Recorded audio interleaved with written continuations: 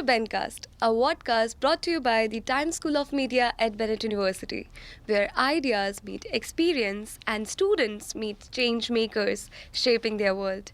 I am Ashati Jha, your host, and today we have someone who has been startling two fast moving worlds, journalism and public relation, while diving deep into the study of public policy.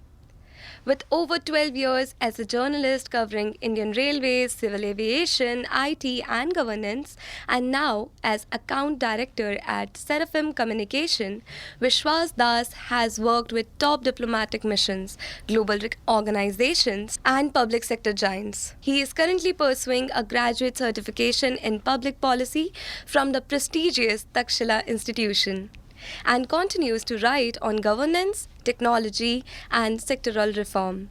Today, we will explore his journey, his insights on media and policy, and what young communicators can take away from his experience. Welcome to this podcast, sir. Thank you so much, Ashati, and I hope you're doing well. Yeah. So let's start with the questions without wasting any other minute. Yes, of course. Yeah. So we have the first question I want to ask you is, you have had a long and successful run in journalism before moving in public relations. So I was very much curious, what made you take the leap? Why did you switch? Yeah. Well, I guess after spending 12 and a half years in the media, I found that my growth curve was kind of plateaued. And I always wanted to, I was very aspirational, I would say, and I always wanted to scale new heights. And, in India, often we don't have that kind of opportunities which we see ourselves in a particular field, particularly in media. Mm-hmm. So I thought that, 12 and a half years is a long run, and I was also exploring some kind of communications opportunities, and gladly I found one opportunity with the American marketing research think tank, where my skills were matching, or I was feeling justified in a way that transitioning from journalism to joining or becoming the corpcom head of that particular institution. I had a good stint the first 1.5 years with that American think tank. Then later I realized that it was quite fast paced, and I learned a lot. I mean, from managerial skills to polishing my skills in communications. Then I got opportunity with Seraphim, and luckily what Seraphim does is exactly what I needed to do. I had experience in dealing with bureaucratic circles and politicians and all that gave me an edge to other journalists, and I wanted to deal with certain diplomatic missions, and Seraphim has a couple of mandates which is from diplomatic missions, and I'm also dealing with their affiliate organizations. So this is why I transitioned from journalism to PR, which is equally challenging yet equally satisfying. Yeah. Perfect. I love the way you structured the answer, and you answered it so well. So now I have this question, looking back. Yeah. So what skills from your newsroom days still help you the most in PR and policy work? Well, as a journalist, I would say my core strength used to lie in research. I used to do a lot of research. And like you guys, I always wanted to become a news anchor. But when I completed my postgraduate diploma in journalism in 2008 and 9, I realized that, it's not only about facing the camera or becoming a news anchor. Journalism is all about deep diving into issues which are unearthed.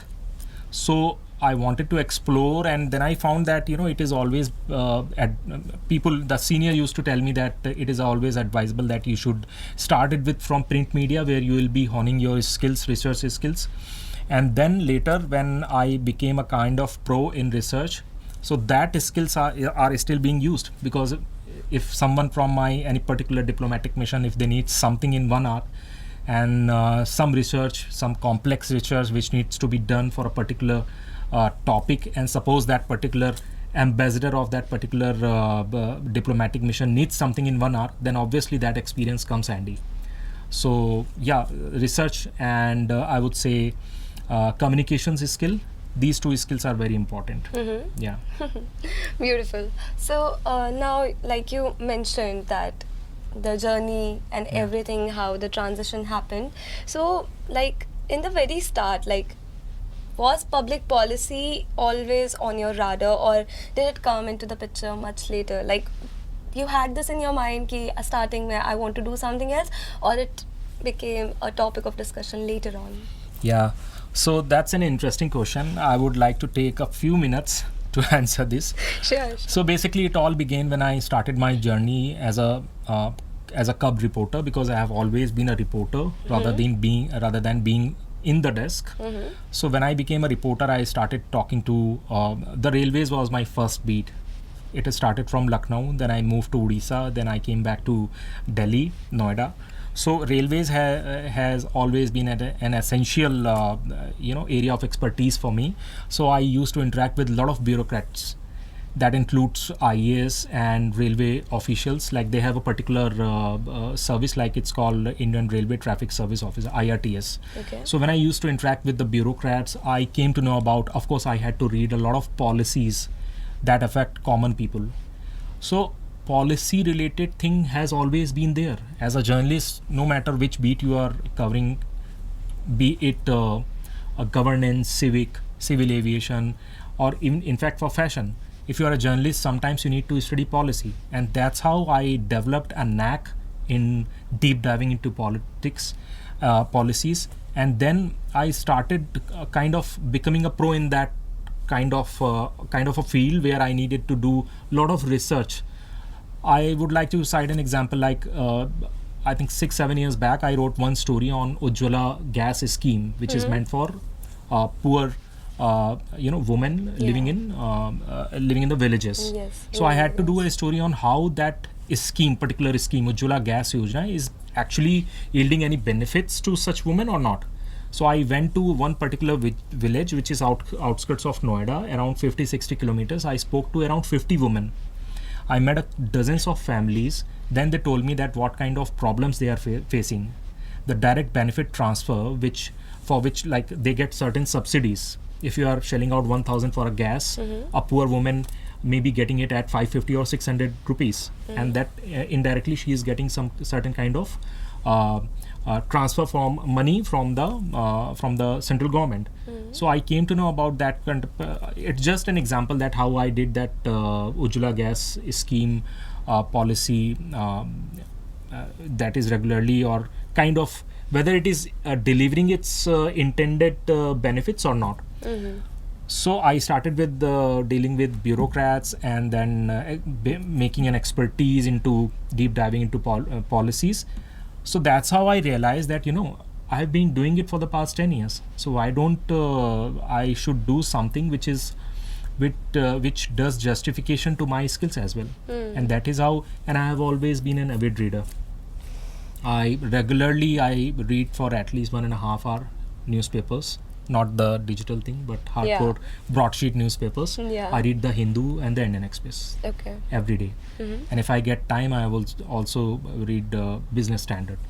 So from there, if you see that a person who is studying a lot, or I'm not saying I'm a scholar, but I needed to learn something which the scholars are actually doing, like the public policy makers. So that is how it stuck to my mind 1 year back, that why don't you apply for certain public policy courses. Because you see, I started as a journalist, then I plunged into corporate communication, public relations, then I'm slightly transitioning into public policy. So there are places where they need communications expert with certain public policy expertise. So I think these skills will do justification if I'm looking forward to get something meaningful or some other opportunities. If you know what I'm talking about. Yeah, sure. I can comprehend it very well. Like Right. you have these pointers Right. and everything. So like you mentioned, the transition, the skill set, and how they are interconnected even. Right? So my next question to you would be, you have seen the media industry very closely, like different things are there. So how do you think it has changed for young journalists like us, like when we are entering the field today? So. Okay, so 2008 and 9 I did my PG diploma in journalism from one of the India's oldest newspaper.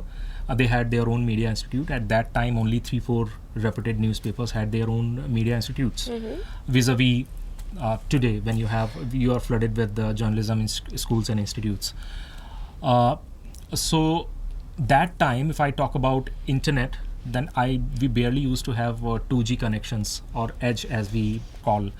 So, and we needed to do, and your generation, I'm sure they are not aware of the archives of newspapers, but in that particular newspaper, when I started my career, I'm talking about the Pioneer newspaper. I started from Delhi, then I got transferred to Lucknow. Okay. So they had one particular room where they kept repository of last 10 years or maybe last 20-30 years of newspapers. Oh, wow. So when I had to refer to some literature or some particular study material, then I had to go to that room, go to that particular section of that particular year, to that particular month, and find out that newspaper and dig out that information. Okay, so I'm talking about it used to be an amalgamation of internet research plus the archives, newspaper archives, which I have told. Now come back to 2025, you have got everything. You have got chatbots, you have got AI. So even a draft of 1,000 word or a 10,000 word story, you can get it in a jiffy.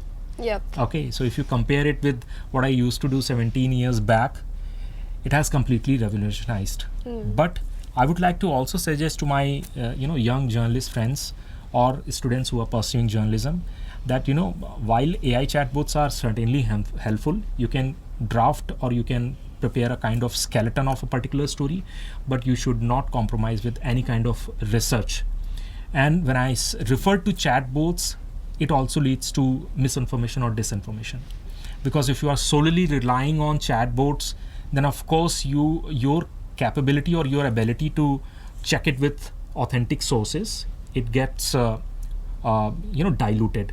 So you can obviously use chatbots, but at the same time you should also refer to credible news sources. That is one piece of key advice to all young buddies. Noted. And guys, I'll advise you guys to note it down. So next question, moving on, we talked about journalists, atmosphere and everything. Now coming to the PR segment. In PR, messaging is everything. We are also told, we are also taught. So how do you balance the need to tell a completing story with the responsibility to stay factual and ethical? PR or journalism, one word always remains the same, which is credibility. In journalism, when you are talking to someone or taking interviews, you cannot sensationalize it. You have to be credible. Yep.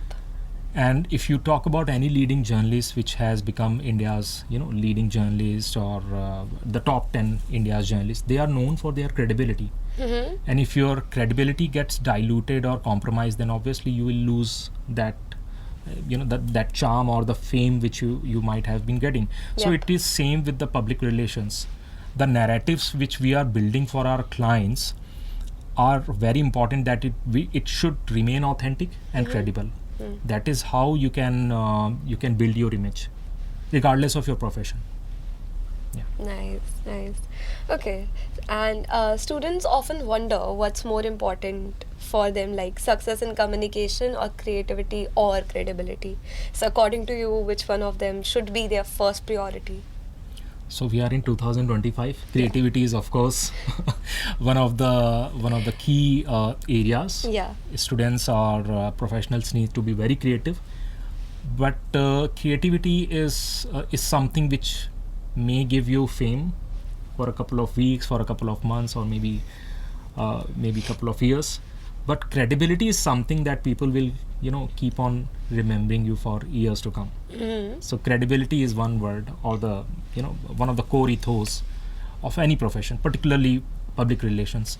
So if you need to impress your client, I'm sure that you may be very creative. You may come up with certain kind of reels, ideas related to reels or any audiovisual medium. But if it is not based on credible news sources or credible information, then obviously it will lose its sheen. Very true. So creativity versus credibility always has an upper hand. Okay, so this is also something which our generation should know, and Yeah. this is something we should learn from your generation, because you guys are very much into research and factual checking and this, and you guys always tell us to work hard, and we are always into work short, work smart. So yeah, this is completely, I agree with you. Moving on to our next segment, you are now studying public policy at Takshila, which is a very well-known institution Yeah. itself. Yeah. So for students who may think policy sounds too technical, Yeah. so why should they care about it? Students should care about public policies because I'll give you a very realistic piece of example. You are pursuing journalism. So once you become a journalist, you have a very strong tool which is called right to information. Mm-hmm. As a journalist myself, I used RTI not only in Delhi, not only in Lucknow or in Bhubaneswar, where I was there for 4 years. Okay. Every city where I was doing my my stories or my journalism, I heavily relied on RTIs. I used to file a lot of RTIs because it used to cost us, I think, 10 rupees at that time, and I'm sure the price remains the same, the fee of that RTI, filing RTI. So RTI is one example how journalists are benefiting. If I'm filing an RTI, how much money has been spent on a particular policy or a particular politician's visit or something like that, and if I'm getting a piece of information, so obviously RTI, how did it come to being?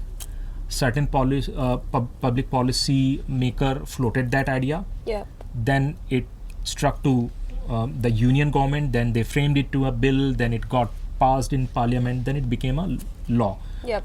or act. So RTI is very live example which I have given you. So students, those who are keen for studying public policy, they should also keep this in mind, that day-to-day regular stuff is also related to public policy. Whatever, suppose you file, as a journalist, you file RTI, and if you get hold of something very sensational or credible information, if you break it, then obviously you will have that kind of credibility. You will also become journalist in popular journalist. I would not Yeah. like to name someone, but every credible journalist has its own credibility. So RTI is just one example, and then if you see Digital India is there. So all of these policies, Digital India is the umbrella policy under which you are getting your high-speed internet Yes. and the chatbot AI.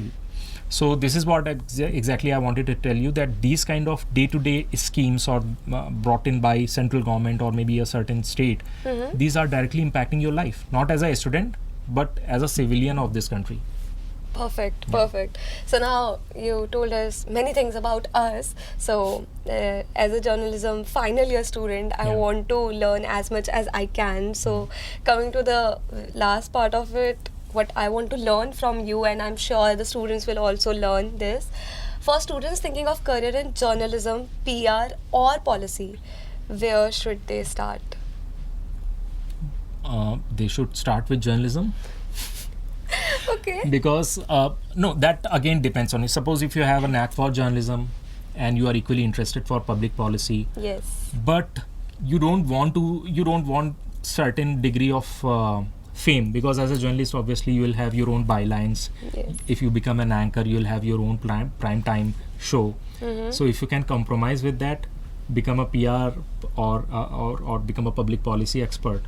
Public policy experts are the backbone of the country. You know why I'm saying this? Because I named a couple of policies or Yep. public welfare schemes that directly impact you. Suppose as a public policy analyst, after an experience of 5 to 6 years, or maybe much sooner than that, you may got to work with a certain council that reports to Prime Minister of India. So compare the vastness and compare the you just see the kind of opportunities it offers. So I should not be biased. Every field is unique, Yes. but it also depends on your interest. How keen you are for that particular field is equally matters. Perfect. So now we know where to start from, and Yeah. that's something we wanted to know. Now, moving to the last part of our podcast, that is something I love. So, that is the rapid fire round, and I'm damn sure you know what it is. So, I'll be asking you this and that, and you have to just pick one without any explanation. Okay. Okay? Can I choose both? No. No, you cannot. Okay, newsroom or boardroom? Tough question, but newsroom. Yeah, Okay, of course. policy paper or breaking news? Now policy paper. Now policy paper. Yeah. Okay, India or abroad? India. Okay, and this one is coffee or chai? Chai. Chai. Okay, a few more. One book every student should read. Everybody Loves a Good Rot by P. Sainath. Okay. P. Sainath is India's most respected journalist. At least 15 years back, he had a clout that every young journalist like me used to look up to him because the kind of work which he has done. And still, he I think he's the founder of Pari. Pari Okay. is a people archive for rural India. He has been bringing in stories directly at the grassroots level, at the village level. So all those who are listening to this podcast, they should read this book. Everybody Loves a Good Rot. I have a copy of that. So he completely knows how to make everything seem so interesting. Like, I'm interested in this book now. And last question is, Yeah. a historical or living figure you'd like to interview? I would like to interview Sam Manekshaw because I have army in my genes. Okay. Yeah, it's in my DNA because a lot of my relatives are serving in the Indian Army. I also wanted to don in olive green, but due to certain reasons I couldn't make it. I tried it for NDA, National Defense Academy, Combined Defense Services after my grad, but I couldn't make it to these two. Okay. And everyone has his or her own reasons why they fail to meet certain objectives, but Yes. I have always lived like a soldier, like inculcated that kind of discipline. Mm-hmm. So Sam Manekshaw, why? Because he is one of the India's tallest military leaders, who is known for his ethics, and you may be aware of his figure that Yes. he helped former Prime Minister India Indira Gandhi's dream of cutting Pakistan into two parts. Yes. And this is why I would love to interview Sam Manekshaw. Unfortunately, he is no longer with us. Yeah. He was passed away in 2008. But yes, he is one of India's stalwarts when it comes to military. Perfect. Loved the way this podcast went, everyone. And the last closing question. If you would like to give a piece of advice to our listeners, with that we will close this podcast. Okay, so it should be for journalism students. Anything you want to talk about? Okay, a key piece of advice would be use internet, use chat, AI chatbots, Yes. but try to do justice to your story or whatever you are writing. It could be a blog, or it should not be something which is equivalent to WhatsApp chats, which we often see in the in discriminatory groups. But try to be very authentic and always cross-check with credible news sources. This is what my key piece of advice. Perfect. So everyone, that was Vishwas Das giving us a window into the world of media, communication and public policy, and reminding us that learning never really stops. If you enjoyed this episode, don't forget to follow Bendcast for more stories, ideas and insights straight from the minds shaping your time. This was your host Ashiti Jha signing off.